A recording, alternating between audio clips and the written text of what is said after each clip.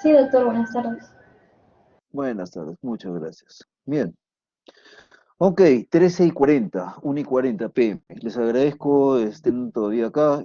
Sé que es difícil llevar a esta hora clases teóricas, sobre todo que es un poco de fríos, todos están con un poco de hambre, pero vamos a revisar algunos conceptos que creo que les va a ser útiles, les van a ser útiles durante el SERUMS y, bueno, sobre todo para la práctica general como médicos generales. Sé que no van a ser muchos, la gran mayoría de ustedes no van a ser especialistas en traumatología. Así que, pero hay algo de información útil acá.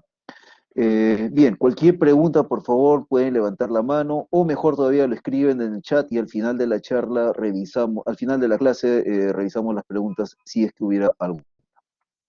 Así que yo soy Julio Echevarría, trabajo en el Hospital Rebagliati. Vamos a hablar brevemente sobre qué son traumatismos de mano y muñeca. Y como sabemos, traumatología no solamente implica la parte de fracturas, sobre todo lo que se refiere a mano y muñeca, es una estructura bastante compleja. Así que vamos a revisar muy brevemente algunas lesiones tendinosas, pero esencialmente no vamos a hacer énfasis en lo que son fracturas, lesiones musculoesqueléticas. Primero vamos a hablar algo sobre anatomía básica. La mano es una estructura altamente compleja, es la extensión de nuestro cerebro, es la mano humana con el pulgar oponente, es lo que nos ha permitido usar herramientas por nuestros antepasados y posteriormente con el transcurso del tiempo desarrollar herramientas, desarrollar nuestra inteligencia e interactuar con el ambiente, cambiar nuestro mundo, no siempre para bien, lamentablemente. Así que la mano está compuesta por una base, una estructura osteoarticular. Por encima de esta parte osteoarticular hay una musculatura intrínseca que permite esta musculatura intrínseca. Básicamente son los músculos que se originan en la mano en sí, pero hay tendones cuyos músculos se originan en el antebrazo de manera más proximal, son los tendones extrínsecos. Hay un componente neurovascular que permite irrigar y nos permite transmitir sensibilidad y dar órdenes a la musculatura intrínseca. Y además tenemos una cubierta de partes blandas, una piel altamente especializada como de la palma y tenemos unas uñas que no hay en otras partes. Eh, mm, es importante saber cómo es una mano normal. Existe lo que llamamos el efecto de cascada. Cuando una mano está, y esto por favor háganlo en sus propios hogares, cada uno de ustedes, cuando ustedes dejen la mano caer, la mano extendida, van a notar que los dedos básicamente los dedos van a estar en flexión. El dedo meñique va a estar más flexo que el anular más flexo que el dedo medio más flexo que el dedo índice. Va a haber una caída, eso lo conocemos como una cascada en flexión, una muñeca normal. Uno extiende la muñeca, la deja caer y todos los dedos flexionan de manera automática. Incluso el pulgar, pueden observar en sus propias manos que adopta una posición de ligera flexión. Cuando uno flexiona la muñeca, la deja caer, los dedos automáticamente extienden y también se forma la cascada de la extensión, en la cual hay una extensión cada vez más mayor desde el índice y un poco menor en el meñique. El pulgar también tiende a extender de manera pasiva al flexionar la muñeca, al dejarla caer. Recuerden ese término cascada normal, es algo que les vamos a preguntar en la práctica y muy probablemente en el examen. Eh, el alineamiento normal, cuando uno flexiona los dedos, cuando uno tiende a cerrar puño, los dedos no van directo hacia adelante. Los dedos tienden a converger hacia la tuberosidad del escafoides. Y esto va a ser más importante más adelante cuando hablemos de fracturas, en el caso de la mala alineación rotatoria. Eh, esta aprehensión, esta convergencia hasta un punto nos facilita tanto la aprehensión para sujetar objetos como el efecto de pinza para tratar de sujetar objetos pequeños, objetos precisos entre lo del pulgar y los dedos. Así que recuerden esos conceptos de una mano normal. Es importante ver una mano normal. Vamos a revisar la parte de la anatomía básica, la parte musculoesquelética. En general, lo que conocemos como muñeca, en realidad son tres articulaciones. La radiocarpal, que es la que permite la flexoextensión y desvío lateral de la muñeca en sí. El movimiento más fisiológico es el lanzamiento del dardo, pero bueno, o como quien golpea un martillo. En fin, pero eso se realiza en la articulación radiocarpal. Hay una articulación radiocubital distal, que es la última porción de todo el antebrazo, donde se realiza la pronosupinación, y hay un espacio cúbito carpal que también Es un espacio donde hay un fibrocartílago y que también comparte parte de carga cuando uno monta bicicleta, por ejemplo, o hace planchas. Ahí también parte de la carga va por ese espacio cúbito-carpal y puede ser susceptible de lesiones. No las vamos a tocar ahora en la charla. Cuando hablemos de los huesos del carpo, eh, siempre hemos aprendido que son 8 huesos del carpo, en realidad son 7 huesos que forman la estructura y un huesecillo que es el sesamoideo, el hueso sesamoideo que es el hueso pisiforme, que está inmerso dentro del tendón del cubital anterior o flexo carpi ulnaris. Como estructura son los demás huesos. Lo más relevante del carpo es, apréndanse el escafoides, que es, vamos a ver, el escafoides, que es el huesecillo de acá. El escafoides es el hueso que está más radial, conecta la primera y la segunda fila del carpo y es el hueso que se fractura con mayor frecuencia. Así que si se van a acordar de un solo hueso del carpo, hagan énfasis en el escafoides. Son 5 metacarpianos. El primer metacarpiano es más móvil y es el que permite hacer la oponencia del pulgar. Lógicamente, las estructuras, las fibras que unen los huesos entre sí son los ligamentos. Eso es lo que dan estabilidad. A pesar de tener una gran movilidad de las manos, los ligamentos nos permiten la gran estabilidad. Y bueno, hay un componente músculo tendinoso. No vamos a entrar en mayores detalles. Eso ustedes ya lo revisan en anatomía. Lo que sí es importante tener en cuenta es que cuando hablemos del metacarpo de la parte de la mano, hay 3 arcos que se pueden distinguir. Hay un arco longitudinal, digamos, una parte curva longitudinal, y hay 2 arcos transversos, un arco transverso proximal y un arco transverso distal. Y eso sí hay que tenerlo en cuenta, porque al estar los metacarpianos en esa disposición, si uno pide una radiografía lateral para estudiar una fractura, ver si hay una fractura de metacarpiano, todos los metacarpianos van a estar superpuestos y no se va a ver con claridad. Es por ello la razón, eso lo vamos a ver en radiología, y es importante que lo recuerden, que para una radiografía de mano, específicamente, uno pide radiografías frente y oblicuas, no frente y perfil, el perfil nos da información limitada, sino frente y oblicuas. Esas son las oblicuas. Bien. En cuanto a las falanges, bueno, el pulgar se diferencia de los demás que tiene solamente 2 falanges, y los dedos tienen 3 falanges. Al ser elementos independientes, cada uno no son como los metacarpianos que están unidos entre sí por ligamentos, hay una mayor movilidad, pero esa mayor movilidad también viene a expensas de una mayor vulnerabilidad a lesiones. Eh, Nuevamente, los huesos, las falanges están conectados por ligamentos y hay en la cara volar eh, tendones flexores, en la parte dorsal tendones extensores. Vamos a revisar eso en un momento. Cuando hablamos de los tendones hay que tener en cuenta los tendones flexores. Cada dedo de los 4 mayores tiene un flexor superficial y un flexor profundo. El flexor superficial flexiona la interfalángica proximal, se inserta en la falange media. El profundo va hasta la punta hasta la falange distal y flexiona la interfalángica distal. Además de ello, el pulgar tiene el flexor largo del pulgar, que es uno de los músculos extrínsecos. El flexor corto del pulgar viene a ser parte de la musculatura tenar, es músculo intrínseco. Y lo más importante es saber que como esos 9 tendones, 2 de cada uno de ellos y uno del pulgar, viajan a través del túnel del carpo. Y cada uno de esos tendones flexores tiene su membrana sinovial. Esa membrana sinovial se puede inflamar, aumentar de volumen en diferentes circunstancias y comprimir el nervio mediano. Incluso en casos de traumatismos pueden ocurrir lo que llamamos una compresión del nervio mediano en este punto, y eso se conoce como síndrome del túnel del carpo. Tengan en cuenta eso. Los tendones extensores, básicamente, es importante saber que hay un extensor común que va desde, hay extensor común para el índice, medio, anular y meñique, por eso que uno puede extender los dedos en conjunto, los 4 a la vez. El índice y el meñique tienen su extensor propio, el extensor propio del índice, el extensor propio del meñique. Esa es la razón por la cual podemos hacer cuernos roqueros y bueno, uno no puede extender el dedo medio o el dedo anular por sí solo.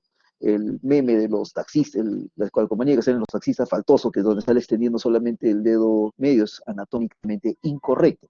Un factor importante a tener en cuenta es que los tendones extensores están conectados entre sí por estas bandas que se conocen como yuntura tendinae o yunturas tendíneas.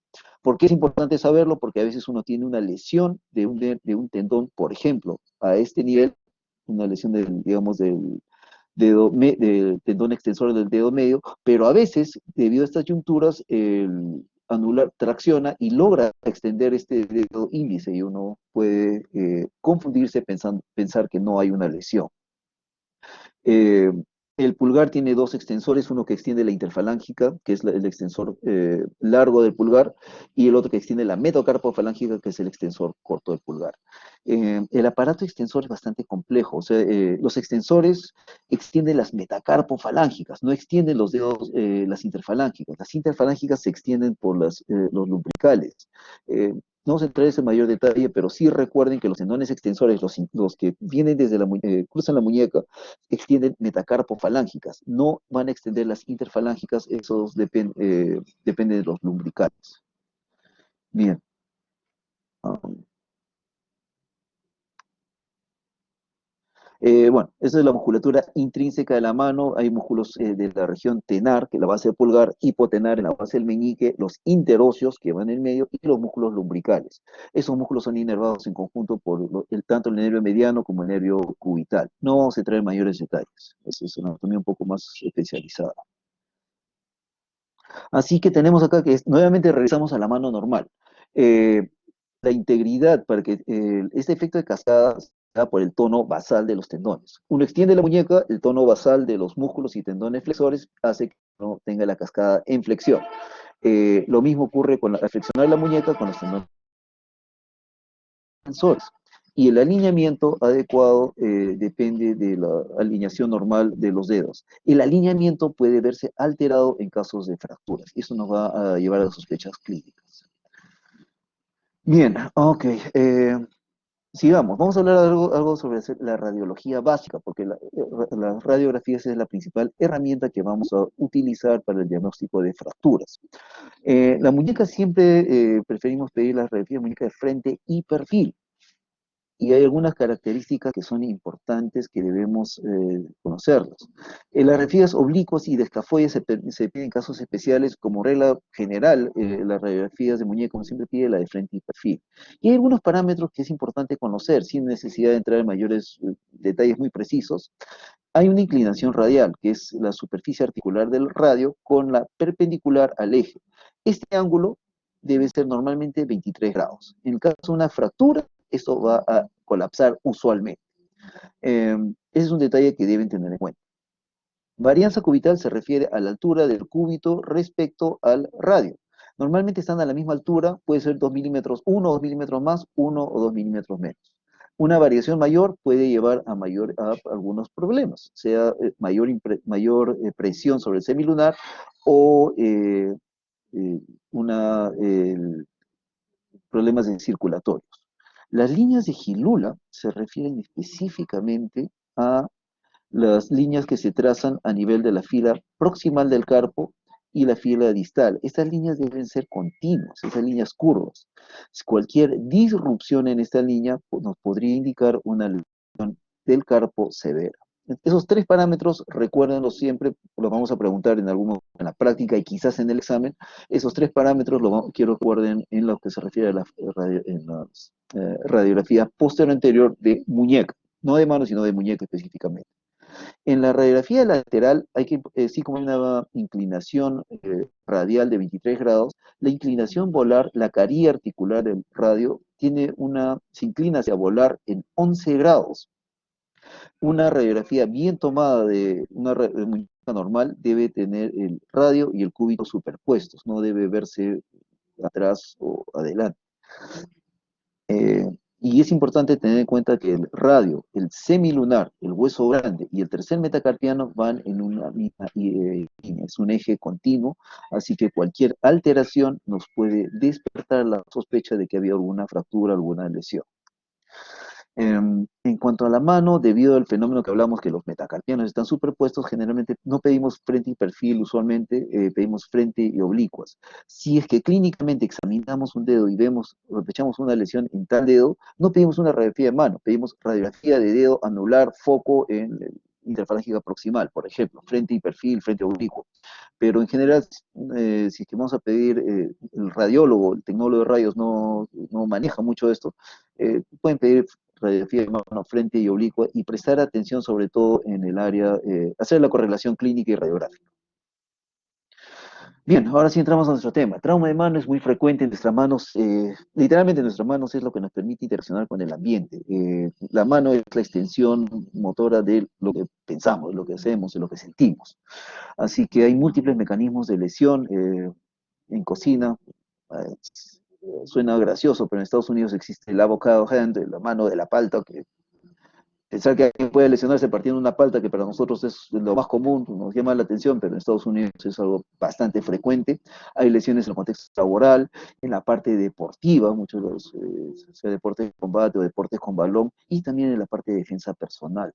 Así que nuestras manos nos permiten interactuar con el ambiente, eso hace que nuestras manos sean susceptibles de lesionarse. Cuando tratamos específicamente de las fracturas, tenemos que entender que la consolidación es un proceso natural. Es la regla más que la excepción. Rara vez ocurren algunas excepciones que no consolida de manera que queremos. Eh, por defecto, normalmente siempre va a haber el proceso de consolidación de manera natural, de manera usual. Sin embargo, nosotros no queremos inmovilizar una mano 2, 3 meses para asegurar una consolidación. Lo que queremos es una función. Esa función va a estar, esa función depende de una movilidad adecuada, que no hayan adherencias entre los tendones y el hueso subyacente o entre los tendones y la piel, y que haya estabilidad. Entonces, muchas veces, para lograr una buena función, queremos alternativas un poco más expeditivas, básicamente es tratamiento quirúrgico. Algunas veces optamos por el tratamiento quirúrgico. Así que cuando operamos, no operamos porque nos gusta operar, sí nos gusta operar, pero no es la razón por la cual operamos. Operamos para restablecer la anatomía, sobre todo en fracturas articulares.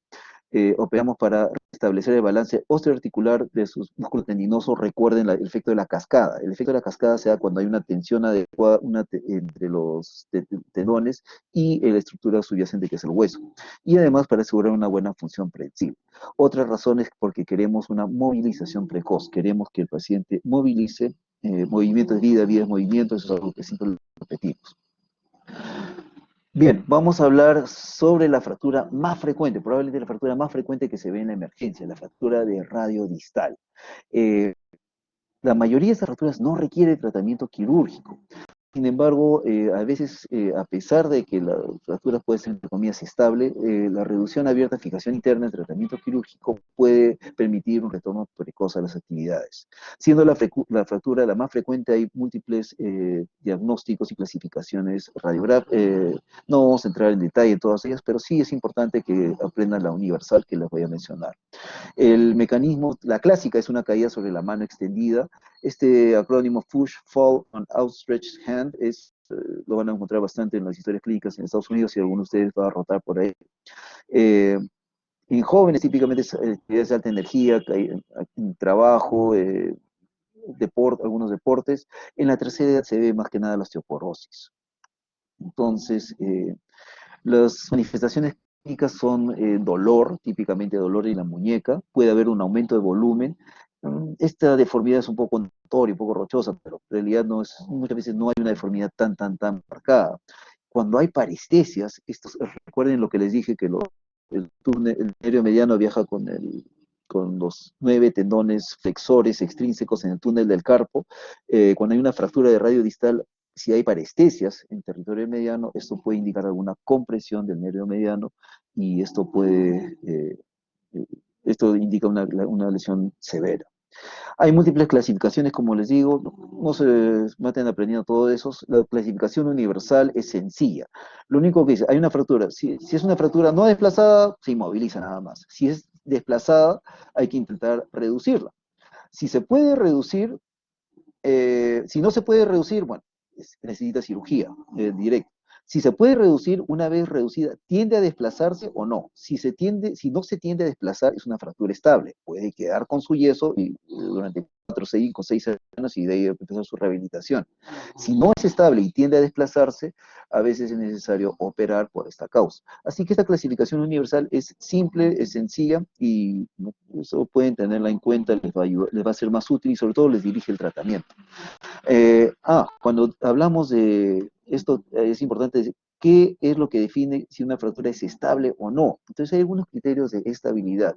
Si la inclinación dorsal, en este caso está inclinando, es volar, pero si la inclinación dorsal es más de 20 grados en la radiografía inicial, eso es un criterio de inestabilidad, porque probablemente la fuerza de desplazamiento ha sido mucho mayor. Si hay conminución, fragmentos muy pequeños a nivel del foco de fractura, eso es otro de los criterios de inestabilidad.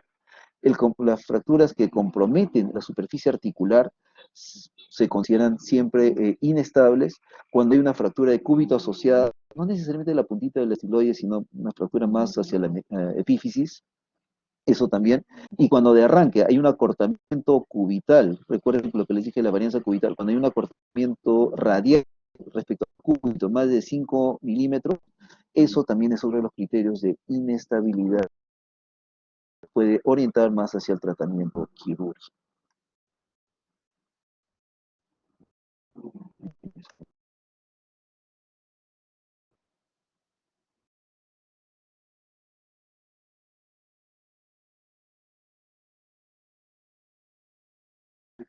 A ver, parece que tuvimos un problema de conexión durante unos minutos, pero bueno, ya estamos de vuelta. Fracturas no desplazadas, las fracturas no desplazadas, aquellas que son estables, solo requieren inmovilización por 4 o 6 semanas. La inmovilización puede ser mediante un yeso completo o antebraquipalmar, algunas células que son bastante cosméticas, livianas y funcionales. Es importante cuando uno inmoviliza, eh, un- uno hace la inmovilización por una fractura radiodistal, preservar la movilidad de las metacarpofalángicas. Las metacarpofalángicas deben poder flexionar sin restricción. El pulgar debe movilizarse y el hombro y el codo también debe poder movilizarse. Si es que una fractura es tan inestable que requiere inmovilizar por encima del codo, probablemente sea mejor operarla, porque inmovilizar el codo por más de 3 semanas eh, puede llevar a una rigidez.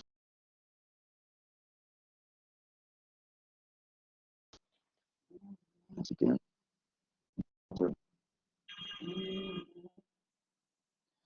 bueno, vamos a hablar sobre la fractura de Coles. La fractura de Coles es la fractura, es una de las formas de fractura de radio distal, quizá la más frecuente. Cuando hablamos de fractura de Coles, hablamos de la fractura extraarticular que ocurre en hueso osteoporótico, típicamente en mujeres mayores de 65 años. Es una fractura diaficiaria, no compromete la articulación. Ojo, esto es importante. Fractura de Coles no compromete la articulación. Va a haber un desplazamiento dorsal y radial y típicamente existe esta deformidad del dorso de tenedor. Ven el dorso de tenedor, el mango, la parte de atrás y viene hacia adelante. Es una deformidad en dorso de tenedor y se caracteriza por tener conminución en la parte del dorso. Entonces, el tratamiento clásico de la fractura de Coles es no quirúrgico. Se coloca dentro del foco de fractura, el hematoma, se coloca una pequeña cantidad de lidocaína o eso se conoce como bloqueo de hematoma, y se realiza una reducción cerrada. Estos, a veces, no, cuando no contamos con esto de dónde colgarlo, usamos un técnico, un residente que nos ayude a la tracción. La inmovilización, como les digo, se hace con yeso antebraquipalmar moldeado y aquellas fracturas que tienen demasiada conminución, son inestables y pueden desplazarse, se les puede fijar, o sea, con placas y tornillos, pero esta técnica con clavos Kirchner es una de las más empleadas. Desplazamiento secundario. ¿Qué es desplazamiento secundario? Es aquella fractura que se reduce, se coloca un yeso, los 10, 15 días y se ve que ha habido un grado de desplazamiento que ya no lo hace aceptable. Eso es desplazamiento secundario, aquel desplazamiento que ocurre después de haber sido reducido cuando regresa a su control radiográfico. Así que aquellas fracturas que sufren desplazamiento secundario también pueden ser operadas para asegurar un buen resultado. La fractura de Smith es aquella fractura que se desplaza en sentido volar, ya no en sentido dorsal, sino en sentido volar. Se conoce como Coles reversa. Dado que la cortical volar es mucho más gruesa que la cortical dorsal, la energía que se requiere para ese tipo de fractura es mayor. Estas fracturas son inestables, así que a no ser que haya una complicación médica, una contraindicación médica, estas fracturas son susceptibles de tratamiento quirúrgico y el tratamiento es reducción abierta, fijación interna con placas y tornillos. Las fracturas que comprometen la articulación, ya dijimos, ustedes han llevado ya la clase de fracturas articulares y saben que las fracturas articulares requieren una reducción anatómica para prevenir las complicaciones de desgaste cartílago, de artrosis posterior. Eh, Reducir una fractura articular no es fácil. El, pero bueno, es necesario para darle mejor opción al paciente para que no sufra artrosis más adelante. En este caso se logró una reducción decente. Un desnivel máximo que se permite, desnivel en cuanto en la superficie máxima de 2 milímetros, una brecha, un espacio entre fragmentos máximo de 5 milímetros. Y algunas veces es necesario colocar injerto óseo si hay un defecto mayor. Lógicamente, esto va a comprometer el resultado. La fractura de radio distal es la fractura más frecuente que hay y bueno, con o sin cirugía es susceptible de complicaciones. ¿Cuál es la complicación más frecuente de la fractura de radio distal? De lejos, la malunión, o también conocido como consolidación viciosa. Este es un ejemplo clásico, consolida con un poco de acortamiento, con un poco de desvío radial. Ojo, acá también se ha producido una no unión, una pseudoartrosis del estiloides del cúbito. Eh, Recuerden que hay lo que les dije, hay una articulación radiocubital distal. Si es que la lesión ha comprometido esa articulación, puede haber una inestabilidad de la articulación radiocubital distal y eso se manifiesta por dolor a la rotación, al cargar peso con la mano pronada, etc. El síndrome de túnel del carpo se puede dar por la formación de callo, por la deformidad, por los implantes incluso. Artrosis postraumática también es una complicación relativamente frecuente y la irritación o ruptura tendinosa se puede dar por la formación de callo, tanto, sobre todo, e incluso, perdón, en fracturas no desplazadas de radio distal puede haber ruptura del extensor largo del pulgar al raspar contra el callo. Y también cuando uno coloca placas y tornillos, a veces los tornillos hacen prominencia en la parte dorsal y pueden irritar, sobre todo con los tendones extensores, pero también pueden irritar en menor medida con los tendones flexores. Así que estas son las complicaciones más frecuentes de la fractura de radio distal. La malunión de lejos es la más frecuente. Irritación o ruptura tendinosa la estamos viendo cada vez con más frecuencia. Bien, vamos a hablar ahora de los huesos del carpo, la fractura escafoides carpal. El escafoides, no vamos a hablar de cada uno de los huesos del carpo, no vale la pena, pero sí es necesario hablar sobre las fracturas de escafoides.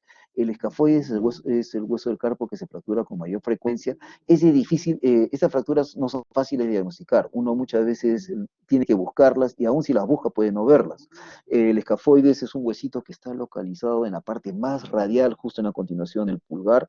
Tiene una inclinación en sentido anteroposterior y lateral, entonces a veces el trazo de fractura se oculta en la radiografía. Eh, Esa es una imagen, básicamente una radiografía AP, se puede ver en esta posición como un pequeño maní, una canoa, y en la lateral se ve un poco inclinado. Dado que tiene la irrigación distal, la irrigación de los elementos más proximales depende de la irrigación distal, y esto hace que tenga mayor susceptibilidad para algunas complicaciones, que vamos a ver en un momento. ¿Cómo se manifiesta? El paciente cae, uno examina al paciente, empieza a palpar la parte que no le duele tanto, la superficie del radio no le molesta tanto, pero justo en la tabaquera anatómica, entre el extensor pólicis, el extensor corto con el abductor largo del pulgar y el extensor largo del pulgar, perdón, el abductor largo y el extensor corto, primer compartimiento. Tercer compartimiento, extensor largo del pulgar, entre esos está la tabaquera anatómica. Paciente que presenta con dolor a la palpación en la tabaquera anatómica o en la tuberosidad del escafoides adelante, tienen que sospechar que es una fractura escafoides, le duele en el relieve óseo, así que requiere un alto índice de sospecha. Muy rara vez van a encontrar un hematoma marcado, como esto que puede significar una fractura escafoides o una lesión escafosemilunar, así que estas son lesiones que si no las sospechan, no piensan en ello, no la van a diagnosticar ni hablar. Eh, Como le digo, hay radiografías especiales, una radiografía anteroposterior puede verse normal, como pueden, en este caso puede verse normal. Sin embargo, con una ligera desviación cubital se perfila mejor y ahí ya se puede ver este pequeño trazo de fractura. Es el mismo paciente, dos posiciones distintas de la mano. Entonces, si sospecha una fractura escafoides carpal, le dicen al paciente, al momento de tomarle la radiografía frontal, desvíe la mano o le escriben con desviación cubital y ahí se van a dar cuenta. La tomografía es un buen examen, lógicamente permite delimitar mejor el trazo de fractura y planificar cirugía en caso de ser necesario. Lógicamente implica una mayor dosis de radiación. La resonancia magnética es un excelente examen, no dibuja también la morfología, pero es altamente sensible para detectar cambios en la circulación, sangrado que se produce en caso de una fractura. Así que la resonancia es muy sensible para diagnosticar fracturas no desplazadas de escafoides. Aquellas fracturas de escafoides no desplazadas requieren inmovilización. Lamentablemente la inmovilización es por largo tiempo. 8 semanas, en el mejor de los casos, las fracturas del polo distal, 10 semanas de la cintura, a veces 15, 16 semanas del tercio proximal. Esta es la razón por la cual, y la inmovilización muchas veces preferimos inmovilizar el pulgar también para darle más estabilidad a ese escafoides. Entonces, a veces, este es uno de los casos en los cuales, por evitar una inmovilización prolongada, preferimos colocar unos tornillos que comprimen a nivel del foco de fractura una fijación percutánea. Se hace bajo visión de rayos X y con una incisión muy pequeña. eh, la recuperación es bastante rápida. ¿Qué pasa con aquellas fracturas desplazadas? Aquellas fracturas desplazadas escafoides, alta probabilidad de que no consolide, de que haga complicaciones. Así que aquí fracturas desplazadas escafoides son sinónimos de tratamiento quirúrgico. No hay reducción cerrada, maniobras, no va a funcionar, no hay cómo estabilizar esto. Eh, este tratamiento quirúrgico también puede ser percutáneo, puede ser abierto, o sea, por abordaje dorsal o volar, si los tenemos nuestras preferencias, y puede o no requerir la colocación de injerto óseo. La fractura de escafoides también puede sufrir complicaciones, y estas dos son las complicaciones más frecuentes: la no unión o pseudoartrosis y la necrosis avascular del fragmento del polo proximal. No se confundan, fractura de radio distal, complicación más frecuente, malunión o consolidación viciosa. Fractura de escafoides, no unión es la complicación más frecuente. También necrosis avascular. Tengan en cuenta que en este caso, el escafoides se comporta de manera muy similar a cuando yo en la clase de fracturas de cuello femoral, en las cuales también hay una alta incidencia de no unión y una alta incidencia de necrosis avascular. La misma razón, depende del flujo sanguíneo. También puede haber una mal unión del escafoides, puede haber artrosis y sobre todo rigidez. En este caso es una resonancia magnética que puede ver todos los huesos como tienen una circulación adecuada, tienen una señal adecuada, lo cual indica una circulación normal, y acá el escafoides básicamente no tiene señal, es una necrosis avascular clásica de la fractura de escafoides. Bueno, vamos a hablar ahora sobre las fracturas de falanges y metacarpianos. Estos son huesos largos, a pesar de que son huesitos pequeños en la mano, se conocen como huesos largos, por lo tanto tienen una epífisis proximal y distal, y además tienen una diáfisis. Estos huesos están unidos entre sí por ligamentos, y hay tendones flexores extensores. Vamos a verlo de una manera resumida, porque no, ahora es el tiempo, no vamos a revisar cada uno de los huesitos, los deditos y todo eso, pero sí es importante algunos conceptos básicos.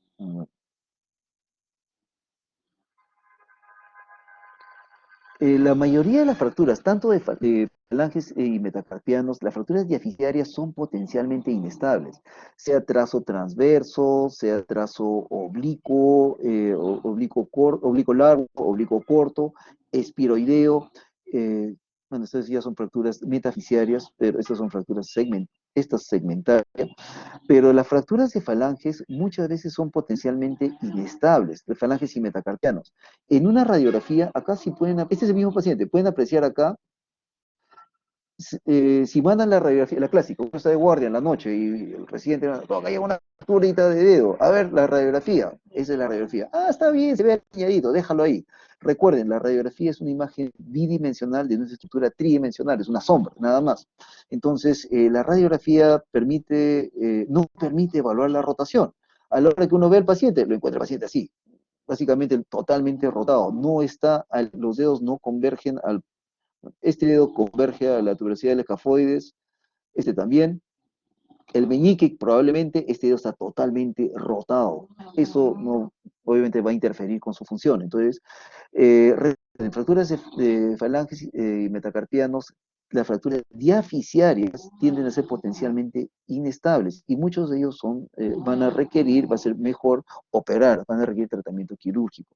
El otro, cuando hablamos del balance entre lo que es óseo articular con músculo esquelético, a veces hay una tensión normal que permite mantener, en el caso de los extensores, mantener extendido un dedo.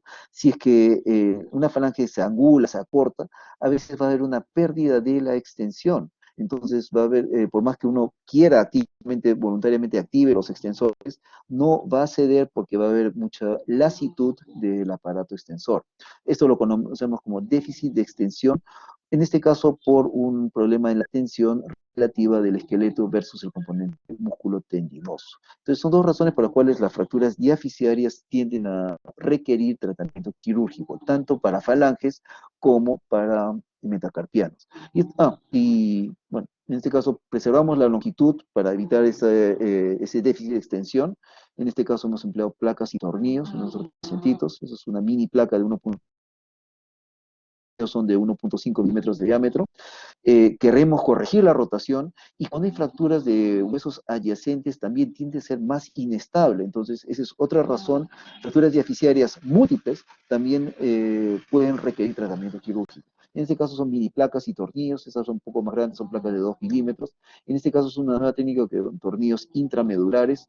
En general, lo que les interesa a ustedes recordar es que la mayoría de las fracturas diaficiarias pueden requerir tratamiento quirúrgico por estas razones. Preservar longitud, corregir rotación y para estabilizar cuando son múltiples fracturas. Entonces, ¿qué pasa con las fracturas epifisiarias o metafisiarias? Eh, Uno, también queremos corregir la angulación, pero recuerden que entre hueso y hueso hay inserciones ligamentarias. Entonces, en este caso acá, ha habido una fractura abusiva del ligamento lateral. Significa que el dedo probablemente no tenga la estabilidad suficiente para hacer flex, puede ser flex extensión, pero al momento de querer sujetar algo, se vaya hacia un costado, hacia un desvío radial o cubital, entonces no va a permitir hacer una prehensión adecuada. Esa es una de las razones para operar. Otro caso, bueno, lamentablemente no tengo la pero en este caso de una fractura que hubo compromiso de la superficie articular y fue necesario una reducción abierta, fijación interna con placas y tornillos para restablecer la superficie articular. Y también en cuenta que muchas veces las fracturas metafisiarias de falanges también pueden cursar con mala rotación. En este caso, bueno, lamentablemente el ángulo quizá no permita ver muy bien, tuberosidad del escafoides, los dedos apuntan a la tuberosidad del escafoides, y un poco que está ligeramente desviado, está rotado.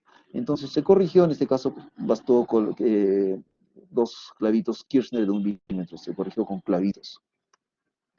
Esas son las razones. Entonces, cuando no se trata, lo más importante para ustedes recordar es cuáles son las razones por las cuales se recomiendan operar alguna de las fracturas y cuáles no requieren cirugía. Es importante observarlas, no les debe bastar con ver una radiografía. La radiografía solamente es una sombra, tienen que ver la deformidad en 3 dimensiones.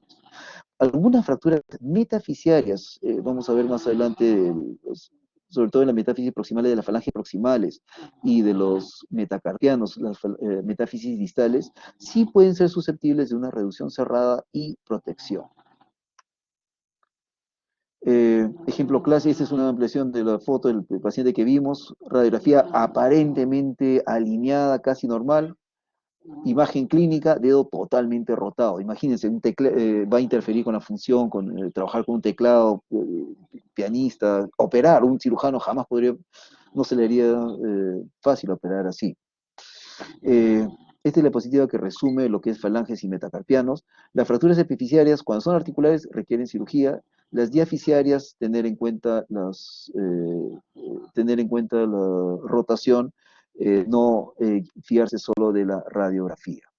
Casos especiales. Este caso sí voy a hacer énfasis, el primer metacarpiano, esta articulación, este es el escafoides, este es el trapecio, y este es el primer metacarpiano. ¿Por qué es importante? Eso es lo que hace, ahí se realiza la oponencia del pulgar. Cuando los primeros homínidos los homínidos que lograron hacer la oponencia del pulgar, lograron manipular mejor las herramientas, lograron desarrollar su inteligencia y gracias a ello ser lo que somos hoy en día. Así que nunca subestimen esa capacidad de hacer la oponencia del pulgar. Una luxofractura de Bennett típicamente ocurre con una caída violenta, con impacto sobre solamente el pulgar, no toda la mano, sino solamente el pulgar, y en ese caso el pulgar, literalmente el primer metacarpiano se luxa hacia el dorso. En la parte volar se insertan, este ligamento es un ligamento muy fuerte, no tiene que aprenderse el nombre, es el palmar oblicuo, pero no tiene que aprenderse el nombre, y ese ligamento retiene un fragmento óseo. Así que todo el metacarpiano se luxa hacia atrás, hay una fuerza deformada del abductor largo del pulgar, abductor pollicis longus, y el aductor del pulgar tiende a cerrar ese espacio. Entonces uno no puede abrir la mano, uno no puede sujetar algún objeto, no pueden agarrar su vaso, no pueden agarrar un vaso con facilidad. Es sumamente limitante. La luxofractura de Bennett es una luxación de la trapecio metacarpiana con fractura de la base del primer metacarpiano. Eso es quirúrgico, no hay forma de estabilizarlo de manera cerrada con un yeso, se va a desplazar. Esa es una de las lesiones que es importante identificar y es importante referir que requiere tratamiento quirúrgico. Brevemente sobre las lesiones de los tendones flexores. Recuerden cuando les dije la cascada funcional, que básicamente cuando uno deja la mano caer hacia atrás en extensión, la muñeca la deja caer en extensión, los dedos tienden a flexionar. Cuando hay una interrupción de la cascada, este paciente no es que esté asado con su cirujano, simplemente ha habido. Acá pueden ver el corte, una lesión cortante, y los tendones los tendones flexores, que normalmente lo debería mantener flexo, no funcionan. Entonces tiene extendido el dedo. Ese es cuando se lesiona el flexor superficial, ya saben que no puede flexionar activamente la interfalángica proximal. Cuando se lesiona el flexor profundo, no puede, no puede flexionar la interfalángica distal. Cuando se flexionan ambos, queda bastante extendido. Este es, herida cortante, ambos tendones seccionados, dedo extendido.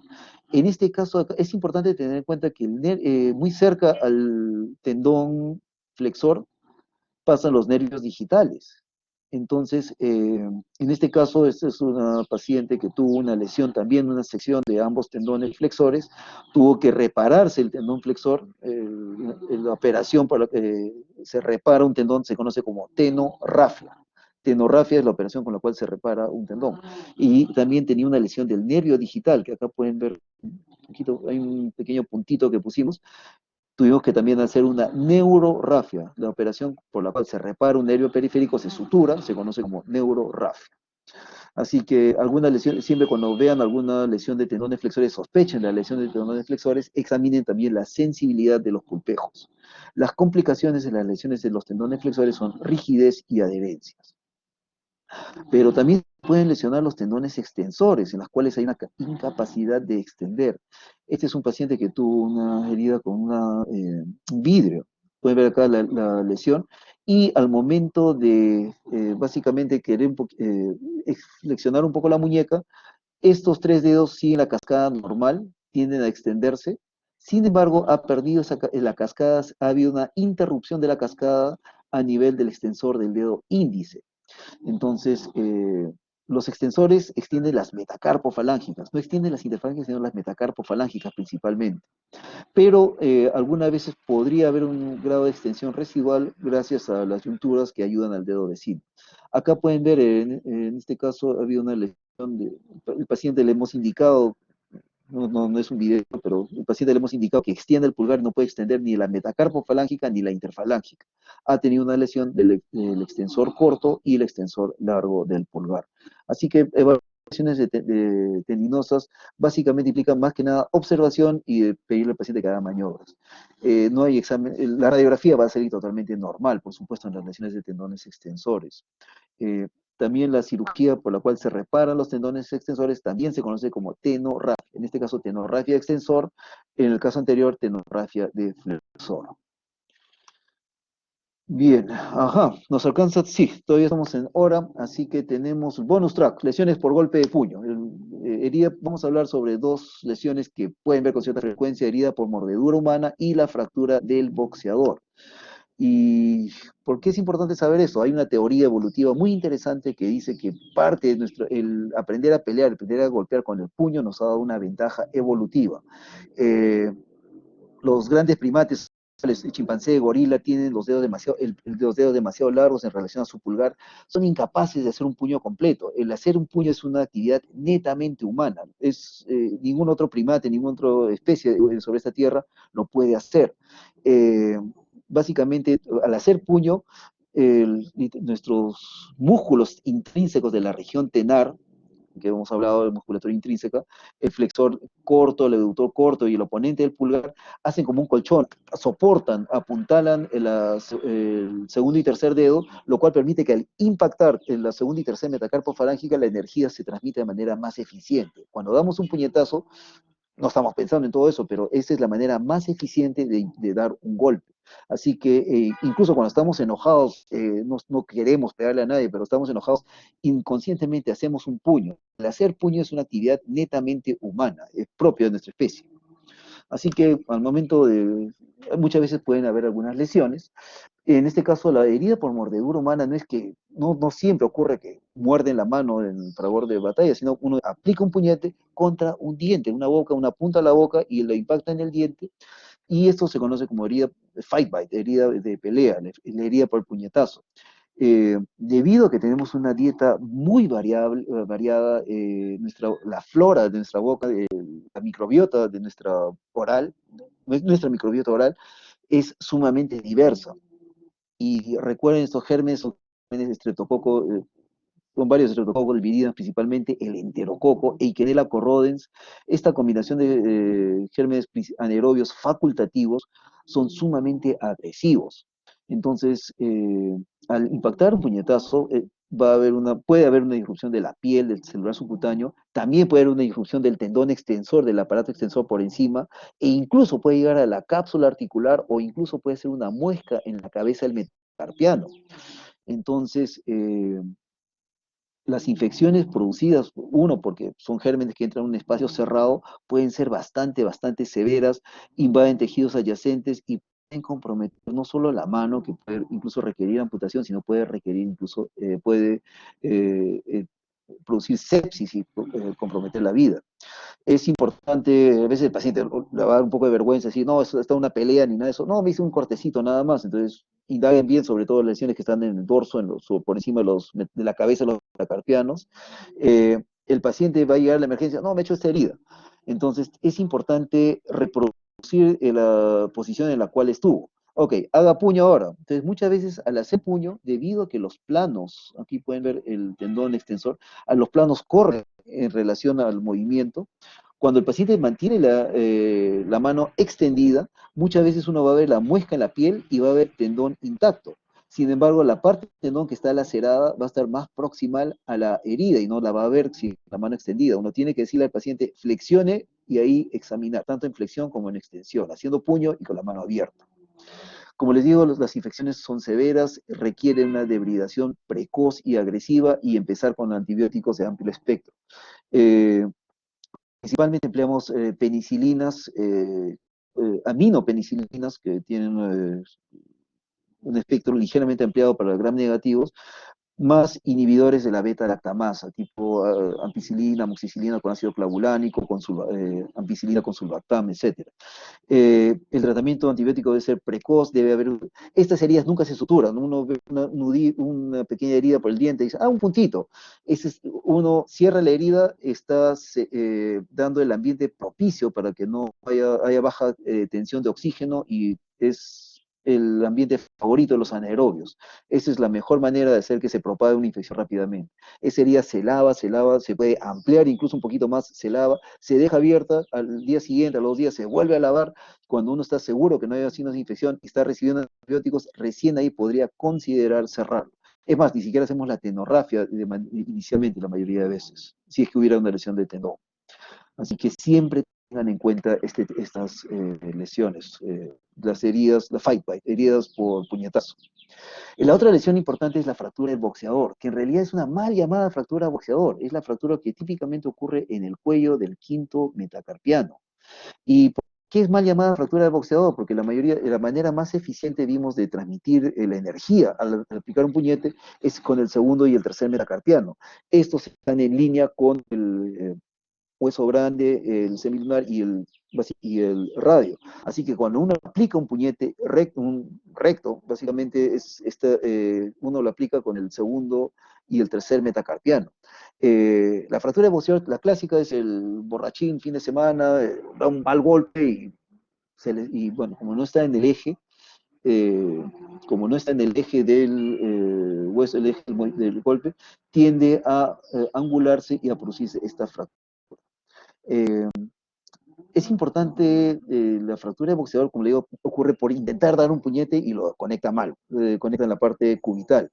Eh, la técnica del golpe de martillo es una técnica muy empleada en artes marciales mixtas, defensa personal, y se hace con la muñeca estable. Esto no es lo que produce una fractura de boxeador. La fractura de boxeador es el intento de dar un puñete y conectar con una posición no adecuada. Va a haber típicamente una combinación volar a nivel del cuello del quinto metacarpiano, pero a pesar de la angulación, son lesiones bastante eh, benignas. La clásica es una reducción cerrada con la maniobra de Haas, que implica flexionar la metacarpofalange. Bueno, lógicamente se pone anestesia, en este caso un bloqueo de nervio cubital, se coloca o anestesia en la zona, se hace la maniobra de Haas en la cual se empuja la falange proximal para que la falange empuje la cabeza del metacarpiano y la reduzca en su posición. Y luego se coloca un yeso, una canaleta cubital, y por 3 semanas debe ser suficiente. A principios de año salió un estudio español donde simplemente los que tenían fractura de boxeador les vendaban los dedos juntos y les permitía el movimiento en medida que el dolor se lo permita. Buenos resultados. Al parecer ni siquiera es necesario reducir estas fracturas. Siempre queda una pequeña simetría, un mínimo de déficit de extensión, pero el resultado funcional es bueno, así que es algo interesante que nos vamos a ver en el futuro. Mientras tanto, ustedes tienen que saber que el tratamiento estándar 2021 es reducción cerrada e inmovilización con yeso, con una canaleta cubital. Algunas fracturas con conminución extensa del cuello pueden requerir alguna forma de estabilización adicional, fijación interna, sea con clavos Kirchner intramedulares en este caso, o incluso con placas y tornillos. Así que, en resumen, para tratar lesiones de mano y muñeca es necesario un conocimiento básico. No, si no van a ser especialistas, hay algunos conceptos que sí tienen que manejar de todas maneras, de manera necesariamente. Tienen que saber qué radiografías pedir, frente y perfil para muñeca, frente y oblicuo para mano. Al menos los huesos, el pulgar tiene 2 falanges, conceptos básicos de anatomía tienen que saber. Fracturas de radio distal, la gran mayoría son estables, requieren tratamiento no quirúrgico con inmovilización y después con rehabilitación. Aquellas fracturas inestables o fracturas articulares o fracturas que tienen un desplazamiento secundario, sí van a requerir tratamiento quirúrgico. Las fracturas de escafoides son difíciles, difícil diagnóstico y alto potencial de complicaciones, difícil tratamiento. En el caso de las fracturas de falanges metacarpianos, no se maten memorizándose cada uno de los huesitos. Lo importante es que diaficiarias deben evitar rotación y acortamiento y es importante preservar la función.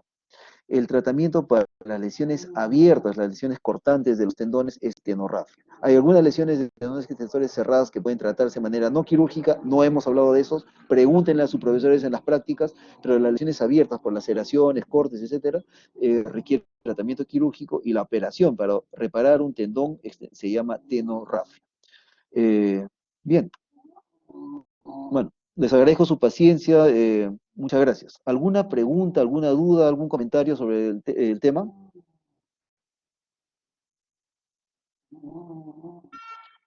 Ok, o sea, todos ya son expertos ya en cirugía de mano, y les puedo mandar a mis pacientes, sí, es que, bueno. Ok, le mandé a uno de sus compañeros el PDF de la presentación, así que básicamente la mayoría de las preguntas van a venir de ahí, pocas cosas que no... A ver, adelante, su colega David Wong, adelante. Buenas tardes, doctor. Sí, tenía una consulta Buenas acerca de tardes. la ruptura de tendones que mencionó. En el caso de cuando ocurre esta ruptura de tendones y hacen una tenorrafia, por ejemplo, ¿hay recidiva en esos casos o la consolidación resulta ser buena a largo tiempo?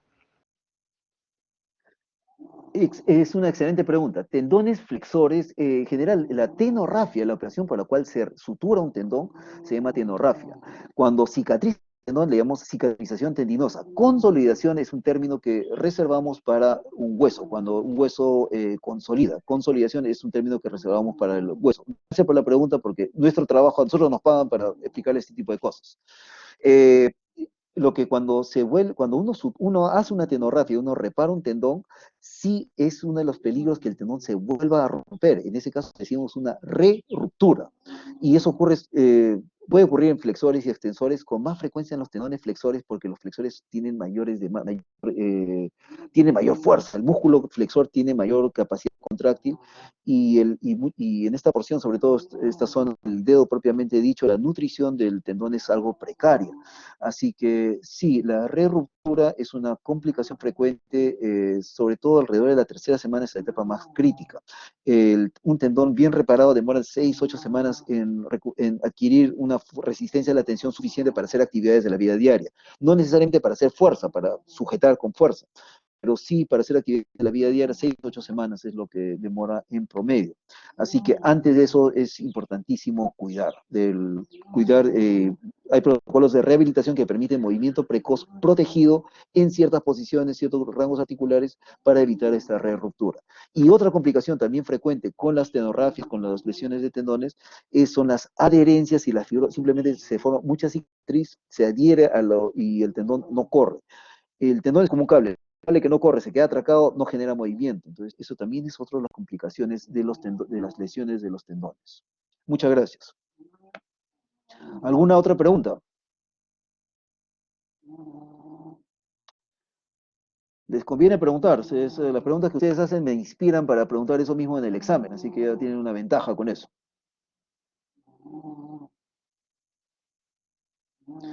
Bueno, su compañero David ya me dio un par de ideas para algunas preguntas en el examen, esténse atentos a eso. Tienen el PDF, así que cualquier otra pregunta adicional, tienen mi correo electrónico, por el WhatsApp también me pueden escribir.